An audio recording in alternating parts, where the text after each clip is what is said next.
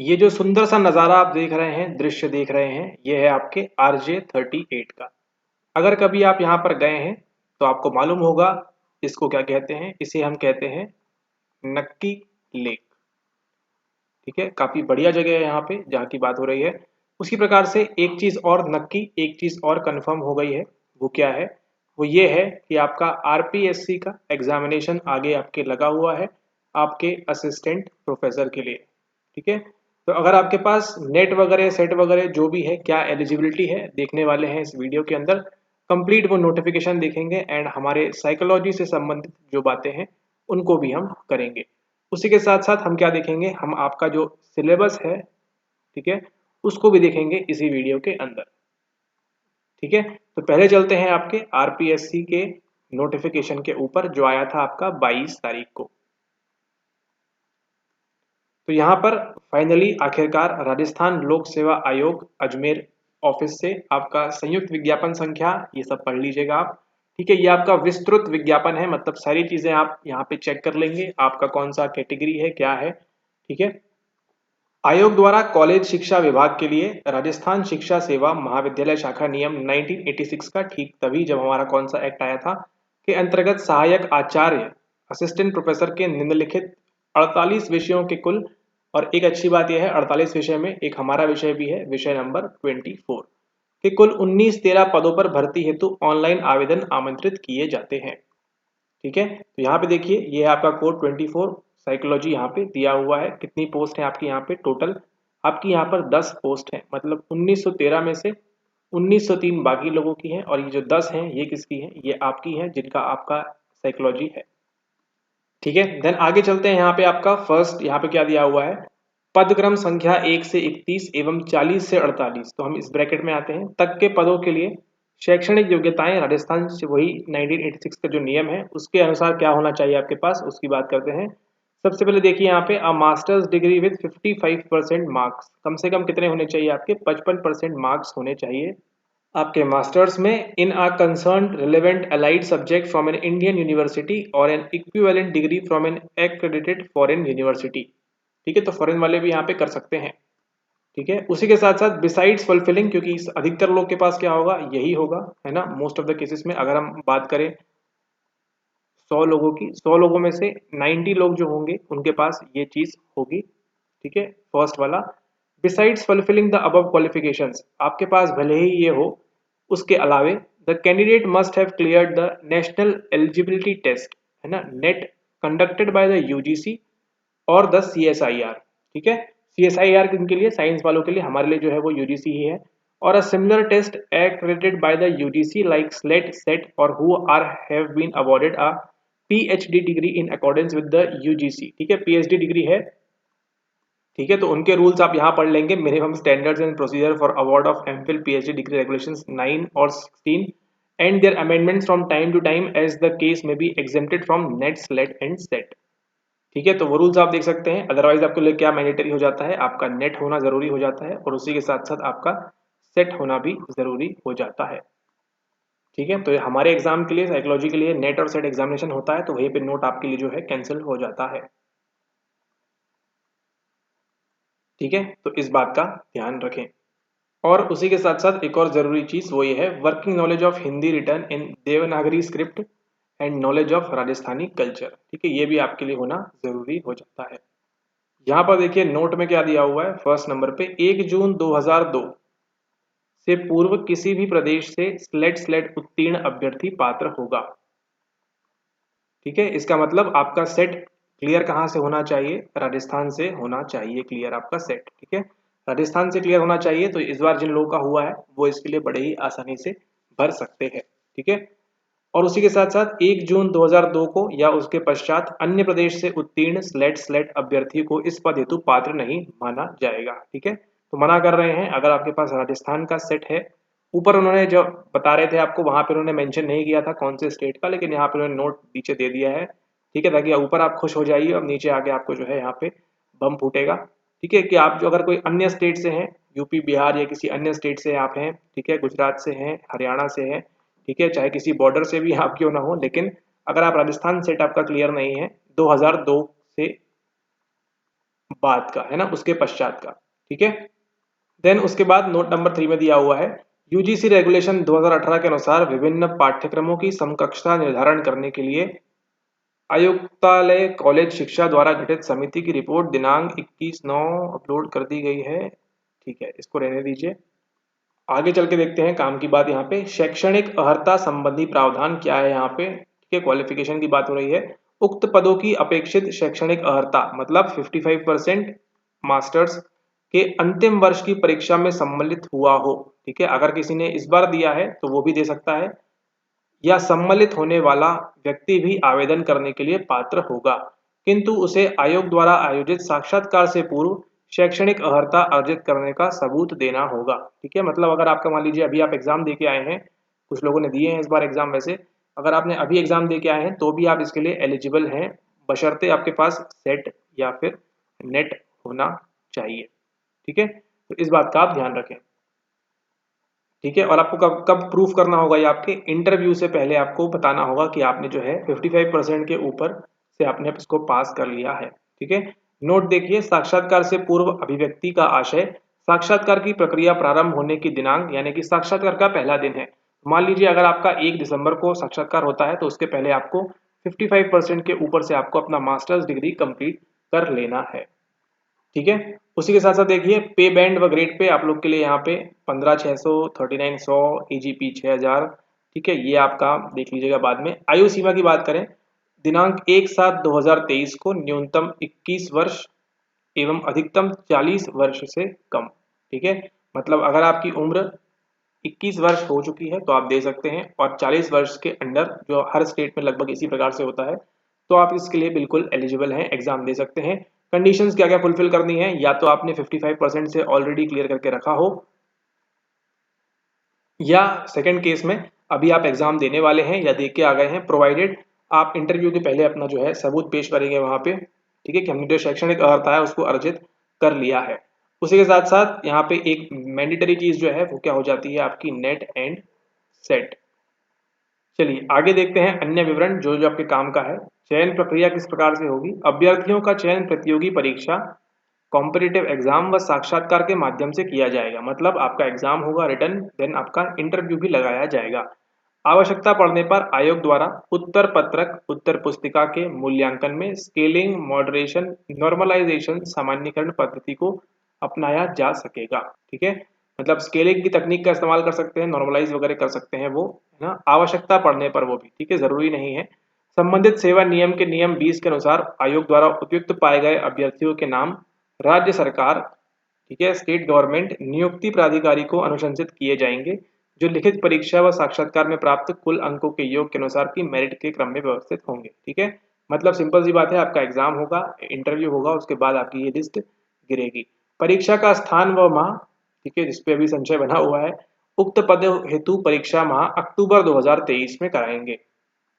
ठीक है, तो बोल रहे हैं अक्टूबर में कराएंगे, ये आयोजित किए जाने की संभावना है, कंफर्म नहीं है, क्या बोला है यहाँ पे, संभावना है। तो आप अपनी तैयारी जो है अच्छे से कर सकते हैं, क्योंकि इसकी क्या है, केवल संभावना है।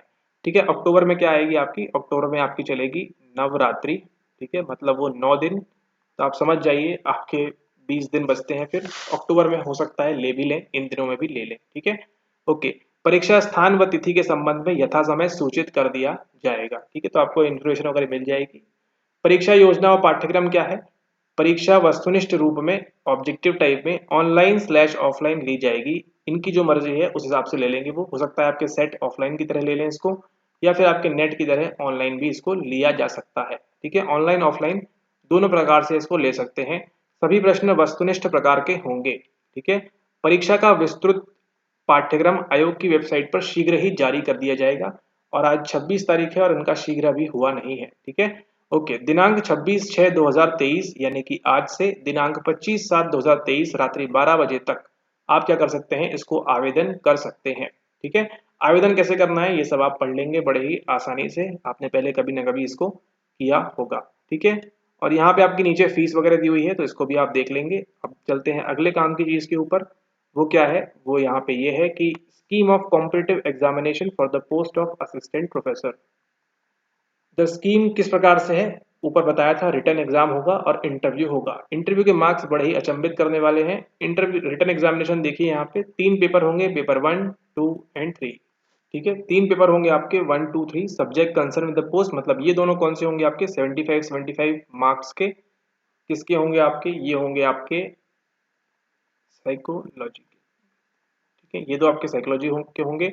ये होंगे 50, ये किसके होंगे आपके, ये होंगे जीएस ऑफ राजस्थान। ठीक है, राजस्थान का कल्चर, आर्ट और वो सब चीज़ें आपसे पूछेंगे यहाँ पे। ठीक है, करंट वगैरह, जनरल स्टडीज ऑफ राजस्थान। ठीक है, तो ये 75 150 और 50 200। ठीक है, 200 नंबर का एग्जाम होगा, 3 घंटे 3 घंटे 2 घंटे। और ये 200 मार्क्स के बाद अगला क्या आएगा आपके लिए, अगला आएगा आपके लिए interview. The interview shall carry 24 marks. ठीक है, 24 नंबर का इंटरव्यू होगा आपका। To the extent of 3 times of total number of vacancies category wise, the candidates who obtained such minimum qualifying marks in written examination as may be fixed by the commission shall be summoned for interview।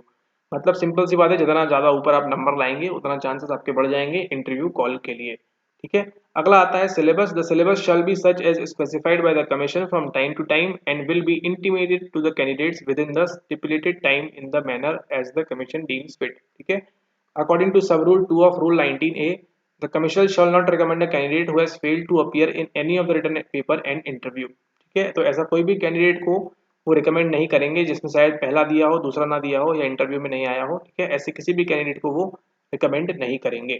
ठीक है, ठीक है, तो यहाँ तो आपकी पूरी कहानी हो गई। आपका आज से स्टार्ट है फॉर्म फिलिंग, 26 तारीख से आप फॉर्म फिल कर सकते हैं। एक महीना मिला है आपको 25 जुलाई तक का। ठीक है, अभी ये बोल रहे हैं डेट ऑफ एग्जाम कब है। डेट ऑफ एग्जाम आपकी है अक्टूबर में। ठीक है, अक्टूबर 2023 में आपका एग्जामिनेशन ले सकते हैं। मतलब आपकी साइकोलॉजी प्रिपरेशन के लिए आपको जुलाई, अगस्त, सितंबर, लगभग 3 से, अभी जून चल रहा है, जून से जुलाई, जुलाई अगस्त सितंबर, लगभग 3 साढ़े 3 महीने आपके पास जो है यहाँ पे आपको मिल रहे हैं। ठीक है, अगर मोटा मोटा तौर पे माने तो आपको यहाँ पे 100 दिन लगभग मिल रहे हैं आपकी ये प्रिपरेशन के लिए, जिसमें आपको क्या करना है, आपको 3 पेपर तैयार करना है। एक आपको तैयार करना है जीएस राजस्थान का, साथ ही आपकी साइकोलॉजी का पेपर 1 एंड साइकोलॉजी का आपका पेपर नंबर 2 भी। ठीक है, तो यहाँ पे आपका 75 मार्क्स का ये, 75 मार्क्स का ये और 50 नंबर का आपका यहाँ पे जीएस। ठीक है, तो ये भी एक रोल प्ले करेगा अच्छा खासा।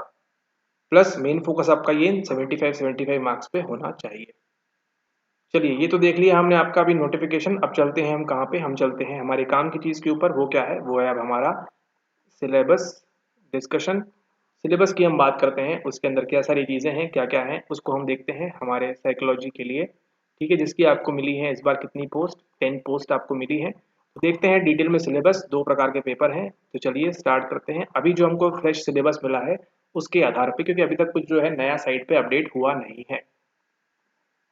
चलिए पधारो सा, यहाँ पे देखिए Rajasthan public service commission Ajmer, syllabus for competitive examination for the post of lecturer in psychology for college education department. ठीक है, ये पेपर 1 है आपका, जिसमें से आपको 75 मार्क्स के पूछेंगे।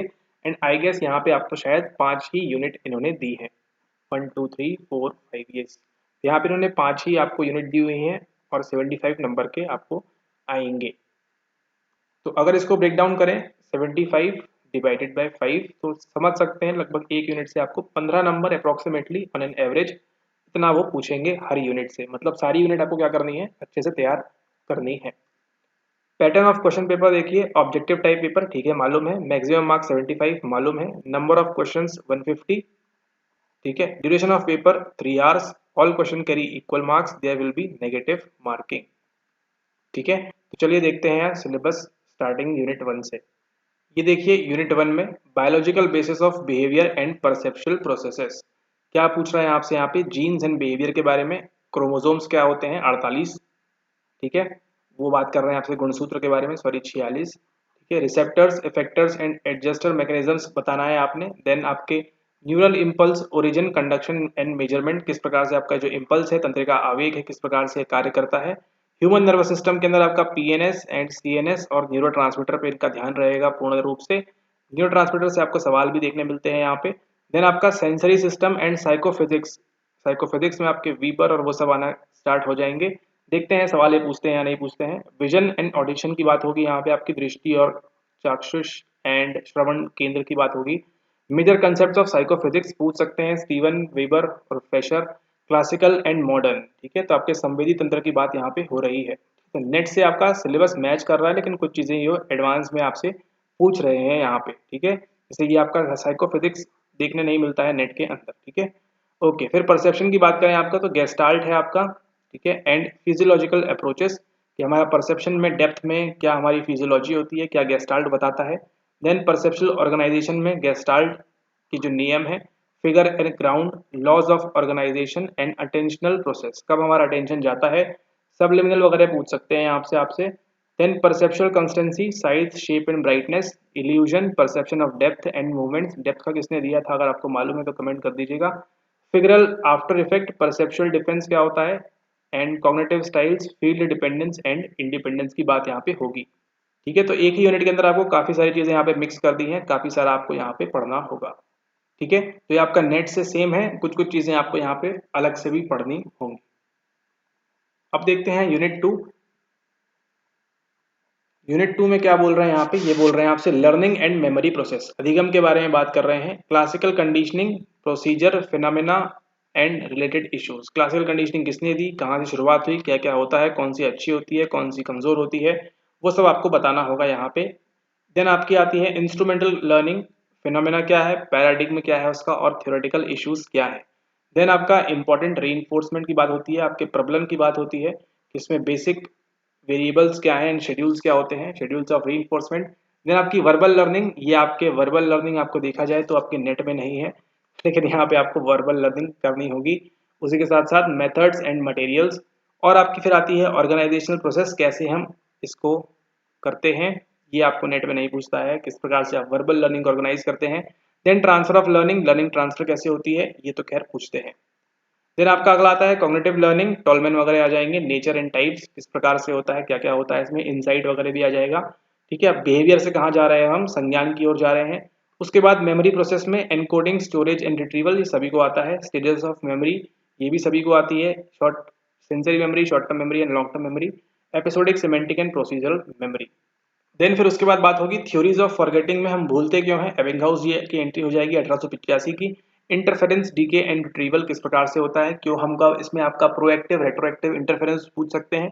डीके मेमोरी क्यों होती है, ट्रेस डीके, मेमोरी डीके, और रिट्रीवल में फेलियर क्यों होता है, एनकोडिंग की वजह से होता है, स्टोरेज की वजह से होता है, या अन्य किसी वजह से होता है, ठीक है। तो ये आपका यूनिट 2 है। देन इसके बाद आपको पढ़ना होगा unit number 3, motivation, emotion and thinking.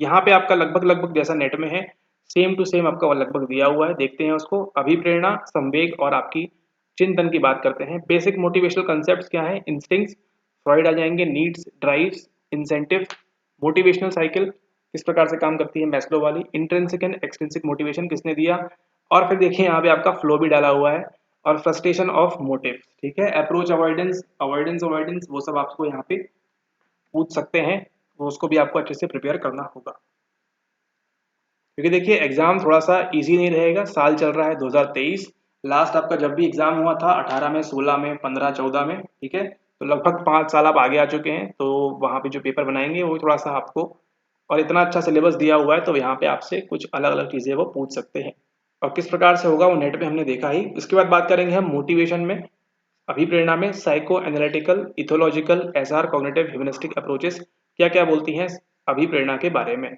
उसी के साथ साथ आपके जैविक कारक कौन से हैं और सामाजिक कारक कौन से हैं, बायोलॉजिकल एंड सोशल मोटिव्स क्या बोलते हैं। फिर आपकी आती है physiological correlates of emotions, positive emotions, ठीक है। आपकी बॉडी क्या बोलती है, क्या कोरिलेट करती है संवेग के साथ, पॉजिटिव इमोशंस कब फील करते हैं, नेगेटिव साइड में, लेफ्ट साइड में फील करते हैं, राइट साइड में फील करते हैं, कहाँ फील करते हैं। देन उसके बाद है आपका theories of emotions, James Lange, Cannon Bard, Schachter and Singer, ठीक है। ये 3 बस पढ़ना है आपको, ये तो बड़े ही सिंपल सिंपल से हैं, ये दोनों बोलते हैं, ये एक बोलते हैं, पहले ये फिर बाद में ये, ठीक है। इस प्रकार से तो यहाँ पे आपका जो है प्लूटचिक कैंसिल हो गया, और आपका जो है एक दो और थे, है ना, लेजारस, वो सब कैंसिल आपके यहाँ पे हो गए। देन आपका कॉन्फ्लिक्ट आता है, सोर्सेस टाइप्स क्या है उसके, द्वंद्व वाले आपके। देन थिंकिंग की बात करें, चिंतन, नेचर एंड टाइप्स क्या होते हैं, कंसेप्ट कैसे फॉर्म होता है, टाइप्स एंड थ्योरीज, ठीक है। कंसेप्ट फॉर्म होता कैसे है, पियागेट ने क्या बोला और किसने क्या बोला, ठीक है। देन आपकी रीजनिंग में तर्कना की शक्ति की बात करेंगे, डिडक्टिव एंड इंडक्टिव 2 टाइप की होती है, तो ये तो आपको अच्छे से समझना है, नेट के लिए भी और आरपीएससी के लिए भी, आरपीएससी के लिए भी। और फिर आपकी आती है प्रॉब्लम सॉल्विंग, समस्या का समाधान करेंगे, उसकी टाइप्स और स्ट्रेटेजीज क्या होती हैं, और सारी चीज़ें क्या होती हैं इसके अंदर वो भी आपको बनना चाहिए। ठीक है, यहाँ पे छोटा छोटा लिखा हुआ है, इतना ही लिखा हुआ है, लेकिन इसको पढ़ने के लिए ही आपको 10 चीज़ें पढ़नी होंगी। और ठीक है, यहाँ देखिए छोटा सा दिया हुआ है, लेकिन काफ़ी सारी चीज़ें इसके अंदर आपको पढ़नी होगी, लिंक करनी होगी। क्रिएटिविटी की बात करें, नेचर एंड टाइप्स क्या होते हैं उसके, और डाइवर्जेंट थिंकिंग क्या होती है, इस पर उनका यहाँ पे फोकस का एरिया है।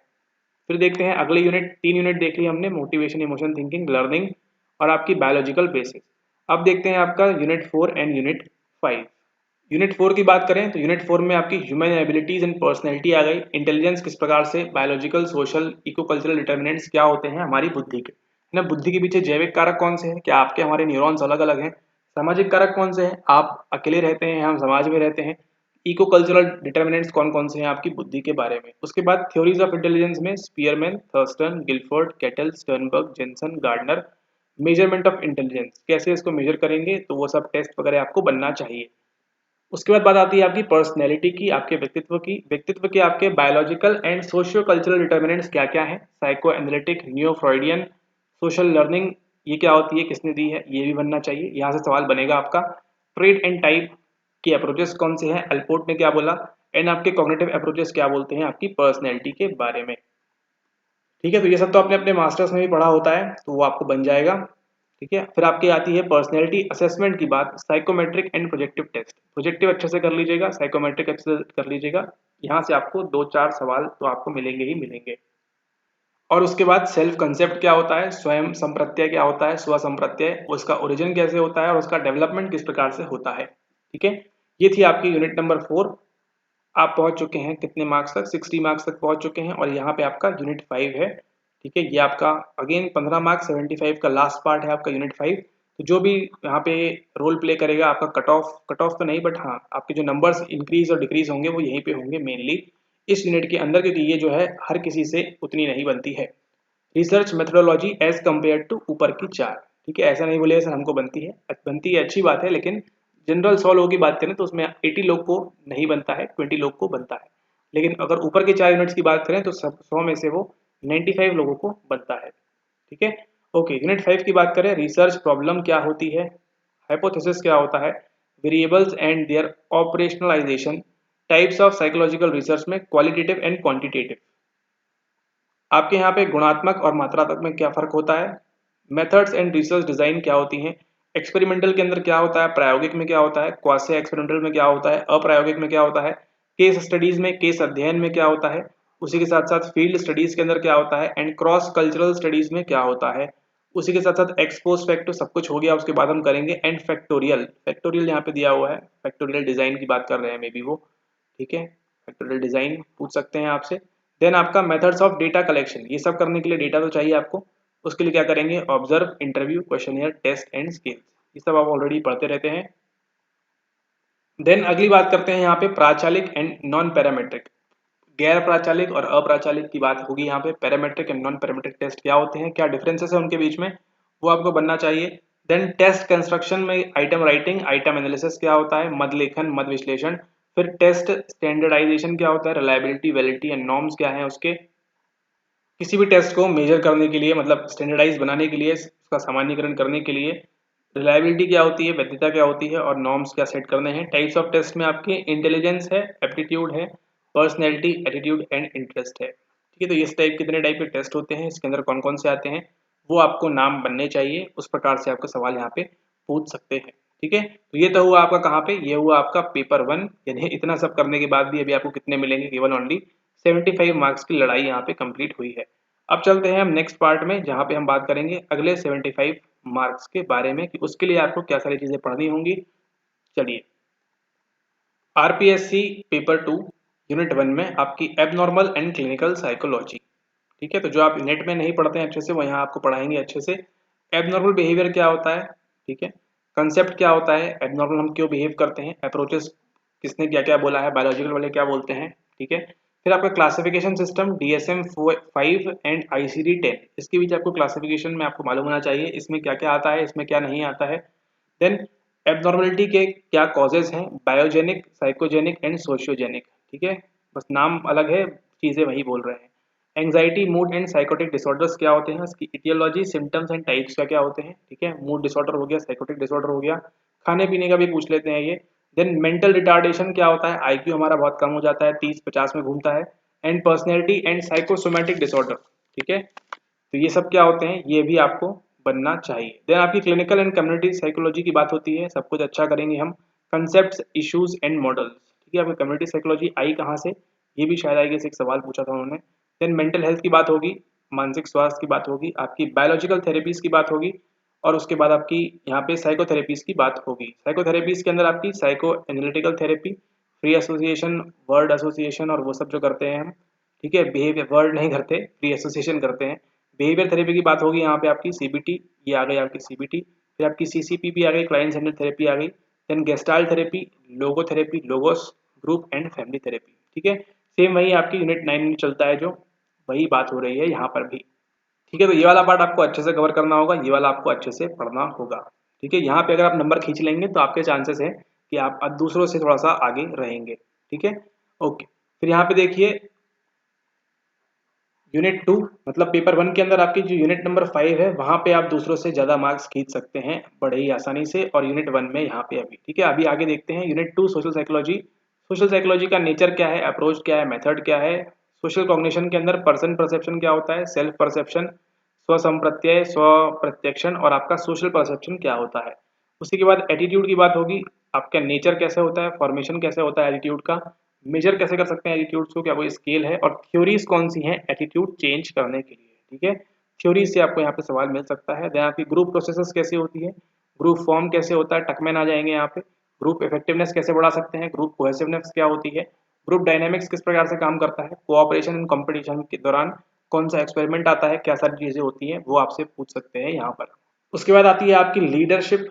लीडरशिप नेतृत्व आता है आपका, उसके टाइप क्या है, थ्योरीज क्या है उसकी लीडरशिप की। देन आपका आता है अल्ट्रुइज्म एंड एग्रेशन, और आपकी एनवायरमेंटल साइकोलॉजी, मतलब आप भीड़ में हैं तो आप जो है गुस्सा जल्दी आता है, बजाय इसके आप जब शांत या ठंडे कमरे में आप रहते हैं, ठीक है ना। आप खुद ही सोचिए, यहाँ पे एनवायरमेंटल साइकोलॉजी की बात करें, जब आप दोपहर के 12 बजे आपको ज्यादा गुस्सा आता है एज कम्पेयर टू, सेम बात के लिए, एज कम्पेयर टू सुबह के 6 बजे या सुबह के 4 बजे या 5 बजे, ठीक है, क्यों, क्योंकि एनवायरमेंट जो है, पर्यावरण जो है आपके आसपास का क्या रहता है, वो कूल रहता है, ठंडा रहता है, ठीक है।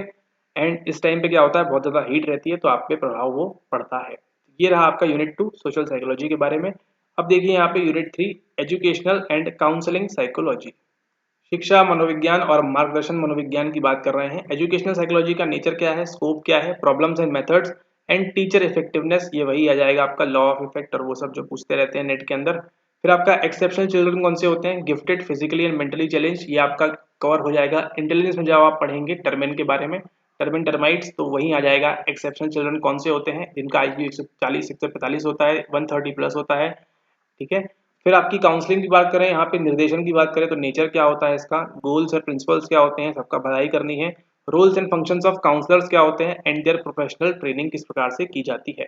फिर आता है आपका अप्रोचेस टू काउंसलिंग, ये सवाल आपको नेट में भी देखने मिलता है। Directive, non directive, behaviouristic, humanistic मानवतावादी, अस्तित्ववादी, गेस्टाल्टवादी, और आपके एक्लेटिक अप्रोच कौन सी होती है काउंसलिंग को लेके। उसके बाद गाइडेंस की तकनीक कौन कौन सी है, ग्रुप को गाइडेंस कैसे करेंगे, रोल प्ले करेंगे, कैरियर काउंसलिंग करेंगे, केस स्टडी और इंटरव्यू के दौरान भी आप इसको कर सकते हैं। निर्देशन के लिए आप ये सब तकनीकों का इस्तेमाल कर सकते हैं, ठीक है, ओके। इसके बाद चलते हैं हम यूनिट नंबर 4 के अंदर। एंड यूनिट नंबर 4 की बात करें, इंडस्ट्रियल एंड ऑर्गेनाइजेशनल साइकोलॉजी, ठीक है। यहाँ पे आपकी औद्योगिक और आपकी ऑर्गेनाइजेशनल संगठनात्मक मनोविज्ञान आपका आ जाएगा। इंडस्ट्री की बात करें तो नेचर क्या होता है, जरूरत क्यों पड़ी हमको, स्कोप और मेथड्स क्या है, जॉब एनालिसिस कैसे करेंगे हम, ठीक है, जॉब विश्लेषण किस प्रकार से करेंगे, पर्सनल सिलेक्शन किस प्रकार से करेंगे लोगों का। उसी के साथ साथ ट्रेनिंग एंड डेवलपमेंट किस प्रकार से की जाएगी, प्रिंसिपल्स एंड मेथड्स क्या होती हैं ट्रेनिंग करने के लिए। आप भी कभी जॉब पे जाते हैं तो पहले क्या किया जाता है आपको, अगर कभी प्राइवेट में किया हो या कहीं किया हो तो पहले आपको ट्रेन करते हैं, ठीक है, ट्रेनिंग के लिए भेजा जाता है, क्यों भेजा जाता है उसके लिए। फिर आपका जॉब इवेल्युएशन करेंगे, फिर परफॉर्मेंस अप्रेजल क्यों किया जाता है। देन उसके बाद आता है आपका मोटिवेशन एंड वर्क, यहाँ से सवाल आपको ज्यादा बनेंगे। थ्योरीज ऑफ वर्क मोटिवेशन कौन सी है, मास्लो ने क्या बोला उसके बारे में, हर्सबर्ग, गलत स्पेलिंग है, हर्सबर्ग, ठीक है, जाने दीजिए। हर्सबर्ग ने क्या बोला, आल्डरफेयर ने क्या बोला, मैकग्रेगर एंड ब्रूम की जो है आपकी थ्योरी एक्सपेक्टेंसी वाली, वो क्या बोलती है। अगेन लीडरशिप आ गई, लेकिन इस बार लीडरशिप में क्या आएगा आपका, थ्योरीज ऑफ लीडरशिप कौन कौन सी थ्योरीज है। जॉब सेटिस्फेक्शन कब मिलता है, यही आपकी थ्योरी आ जाती है इन वाली। एंड इंडस्ट्रियल मोराल क्या होना चाहिए, क्या नहीं होना चाहिए। देन आपका आता है अगला work and environment. Work and fatigue, काम करते करते थकान क्यों महसूस होती है। मैन मशीन सिस्टम किस प्रकार से होना चाहिए, ठीक है। आप जो देख रहे हैं आजकल एआई आ चुका है, आदमी जो है बिल्कुल परेशान हो चुका है। ह्यूमन इंजीनियरिंग किस प्रकार से होती है, क्या होती है। इक्विपमेंट डिजाइन किस प्रकार से होने चाहिए। एनवायरनमेंट डिजाइन क्या होना चाहिए, कार्य के दौरान की बात हो रही है। इंडस्ट्रियल एक्सीडेंट्स एंड सेफ्टी के लिए क्या सब उपाय वगैरह करना चाहिए, ठीक है। तो ये सब रहा आपका फोर। थर्ड फोर में आप नंबर खींच सकते हैं, फर्स्ट वाले में नंबर आप खींच सकते हैं अन्य लोगों से ज्यादा। ओके, खत्म नहीं हुआ है अभी यहाँ पे फोर्थ वाला। यहाँ पे अभी और बचा हुआ है management of organizational behaviour. Leadership and management, वही सब बातें घुमा फिरा के पूछ रहे हैं। डिसीजन मेकिंग, हाँ ये आपका है निर्णय वाला मॉडल। कम्युनिकेशन और ग्रुप डायनामिक्स। उसके बाद बात करें ऑर्गेनाइजेशनल साइकोलॉजी, संगठन के अंदर क्या होता है।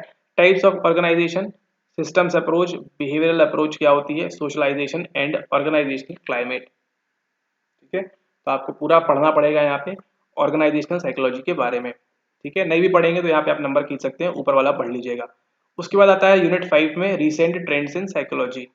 उसमें आज की बात करें हम, यहाँ पे कॉग्निटिव साइकोलॉजी में क्या हो रहा है, नेचर क्या है, उसका स्कोप क्या है। कॉन्शियसनेस की बात करें यहाँ पे, representation of knowledge. Language, language में पूछ सकता है, पूछ लें आपसे चॉम्स्की स्किनर के बारे में। पॉजिटिव साइकोलॉजी में आपके स्पीयरमैन, सॉरी स्पीयरमैन नहीं, क्या नाम है उसका, सेलिगमैन आ सकते हैं। देन आपका ओरिजिन एंड नेचर क्या है इसका, पॉजिटिव साइकोलॉजी का, क्यों 1960 के बाद आई स्टार्ट हुई। हैप्पीनेस की बात क्यों करते हैं, खुशी की बात क्यों करते हैं। वेलबींग, सोशल शेम की बात क्यों की जाती है। क्वालिटी ऑफ लाइफ की बात क्यों की जाती है। सिग्नेचर स्ट्रेंथ, इस बार सवाल आया था आपका नेट के अंदर, वो भी आपसे पूछेंगे। Then emotional and spiritual intelligence की बात होगी यहाँ पे, ठीक है। और आपका पॉजिटिव साइकोलॉजिकल कैपिटल क्या होता है, अच्छा इतना बड़ा भारी वर्ड है यहाँ पे, ठीक है। तो मेनली आपकी बात किसकी करनी है यहाँ पे आपको, आज के 21st सेंचुरी में क्या क्या चल रहा है कॉग्निटिव साइकोलॉजी के अंदर। इसमें आपकी न्यूरो कॉग्निटिव साइकोलॉजी भी आ जाएगी, ठीक है। और आपका यहाँ पे पॉजिटिव साइकोलॉजी की बात होगी घूम फिर के। फिर आपकी आती है इमोशनल एंड नहीं, हेल्थ साइकोलॉजी की बात करनी है यहाँ पे आपको।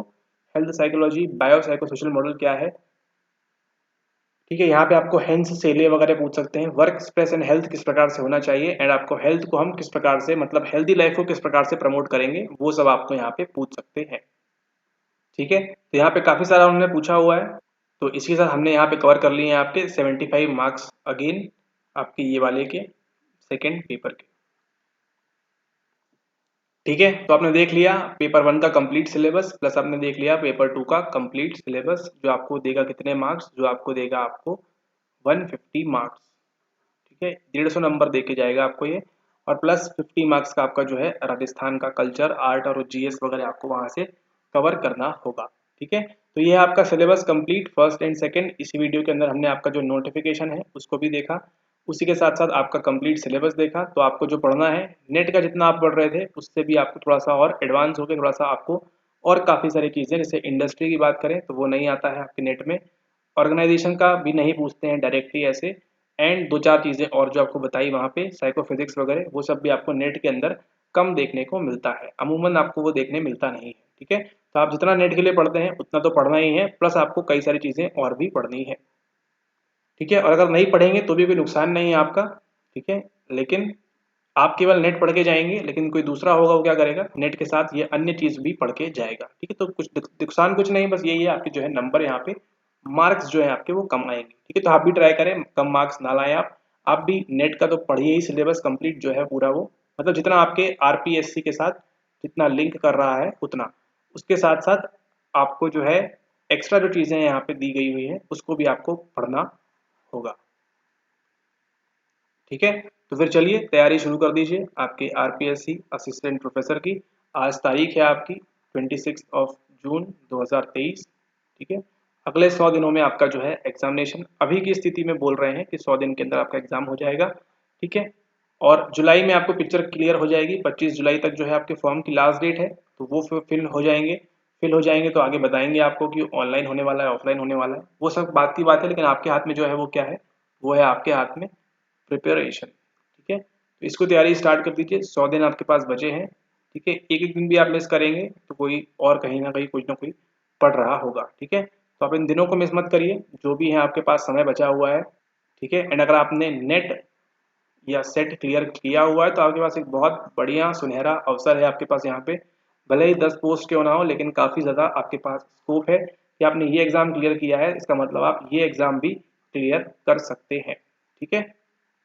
तभी ना आप देख रहे हैं यहाँ पे नेट क्लियर किया आपने, सेट क्लियर किया आपने, तभी ना आपसे वो और एडवांस या और आगे की अपग्रेड किया हुआ चीज़ आपसे पूछ रहे हैं। ठीक है कि आपने इतना तो कर लिया, लेकिन आप प्रोफेसर बनने के लिए, असिस्टेंट प्रोफेसर बनने के लिए आपको इन चीज़ों का और नॉलेज होना ज़रूरी है, इनकी और आपको आवश्यकता है। ठीक है, तुरंत एक काम करिए, तुरंत जाके आप जो है फॉर्म फिल कर दीजिए, 1-2 दिन के अंदर जो भी जैसा भी है आपकी जो प्रिपरेशन है उसको स्टार्ट कर दीजिए। ठीक है, ताकि आप जो है तैयारी अच्छे से करेंगे। और अगर उसी के साथ साथ अगर आप प्रिपेयर करना चाहते हैं नेट के लिए, आपको प्रिपेयर कराया जाता है हमारे द्वारा, तो अगर आप वो कोर्स भी करते हैं आप, तो उसमें आपका आरपीएससी का चीज़ें भी आपकी कवर हो जाएंगी, प्लस आपका जो एड ऑन यहाँ पे दिया हुआ है, ठीक है, एड ऑन जो आपको दिया हुआ है, सारी नई नई चीज़ें पढ़नी है आपको नेट के अलावे, वो भी आपको इस कोर्स के अंदर अगर आप बोलते हैं तो वो आपको प्रोवाइड किया जाएगा। ठीक है, मतलब आपकी जो है इसके अंदर आपकी जो है आपकी नेट की प्रिपरेशन भी हो जाएगी, प्लस साथ ही साथ आपकी जो है आरपीएससी की प्रिपरेशन भी हो जाएगी। ठीक है, अगर आप जेआरएफ वगैरह एम कर रहे हैं या फिर अगर आप नेक्स्ट ईयर के लिए भी अगर आप प्रिपेयर करना चाहते हैं, तो नेक्स्ट ईयर के लिए भी आपको जो है नेट तो ज़रूरी है ना, और उसी के साथ साथ आपको आरपीएससी का सिलेबस भी आपको यहाँ पे बनना चाहिए, ताकि आप अगले साल या जब भी इसका एग्ज़ाम होगा 1 साल 2 साल बाद, तब आप इसके लिए एलिजिबल रहेंगे। ठीक है, कई सारे लोग जो है एलिजिबिलिटी के कारण ही बाहर हो जाएंगे। कंपटीशन किसका है, जो यहाँ पे एलिजिबल है उनके बीच का यहाँ पे कंपटीशन हो जाएगा। ठीक है, ऑल राइट, तो इस वीडियो के लिए इतना ही, मिलते हैं आपसे नेक्स्ट वीडियो में। आई होप, वी होप कि आपको वीडियो पसंद आया होगा। पसंद आया है और पहली बार देख रहे हैं तो सब्सक्राइब करना है कर दीजिए, मत करना है मत करिए, लेकिन पढ़ाई करते रहिए। ठीक है, okay, thank you and have a nice day ahead, take care and